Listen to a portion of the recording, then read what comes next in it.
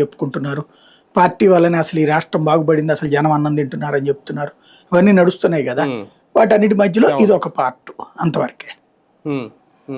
6 శాసనాల ద్వారా ఎలాంటి సంకేతం ఇచ్చినట్టు సార్ పార్టీలో? ఒక రకంగా ఇంకా రాబోయే భవిష్యత్ అంతా యువతకు సంబంధించే, యువతకి ప్రాధాన్యత ఇస్తూనే పార్టీని ముందుకు నడపబోతున్నాం అని చెప్పేశారు. ఏదో కొత్తదనం కోసం ట్రై చేస్తుంటారు. జనాల్లోకి వెళ్తుందా లేదా అన్నది లెక్క. సూపర్ 6 మొదట్లో జనాల్లోకి వెళ్ళలేదు. చిట్ట చివరిలో ప్రభుత్వం మీద వ్యతిరేకత వచ్చినప్పుడు జనాల్లోకి వెళ్ళింది. ఇప్పుడు అది కాస్త చర్చే లేకుండా పోయింది. సూపర్ 6 బదులుగా మొన్నటిదాకా P4 అన్నారు. ఇప్పుడు మళ్ళీ 6 శాసనాలు అంటారు. ఒక అంశం నుంచి డైవర్ట్ కావాలంటే కొత్త అంశం చర్చకి తీసుకురావాలి. అది సహజంగా జరుగుతుంది. మహిళా అభ్యున్నతి, ఎవడు మహిళా అభ్యున్నతి చేయనంటాడు? ఏ పార్టీ చేయనంటది? అట్లాగే యువతరం అభివృద్ధి, ఏ పార్టీ నేను యువతరాన్ని అభివృద్ధి చేయనంటది? అట్లాగే దేశ అభివృద్ధి లేకపోతే రాష్ట్ర అభివృద్ధి, ఇది ఎవడు చేయనంటాడు? ఇవన్నీ సహజం. ఒక్కొక్కళ్ళు ఒక్కొక్క టైటిల్ పెట్టుకుంటారు. వాళ్ళు నవరత్నాలని పెట్టుకుంటే వీళ్ళు సూపర్ 6 అని పెట్టుకున్నారు.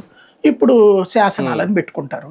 అది లక్ష్యాలు అంటారు. ఇప్పటిదాకా ఏంటి సాధిస్తాం అన్నటువంటి దాని దగ్గర నుంచి లక్ష్యాలు అంటే ఇక ఎప్పటి నుంచి దాని దిశగా అడుగులు వేస్తామని చెప్పడం అనమాట. అవును.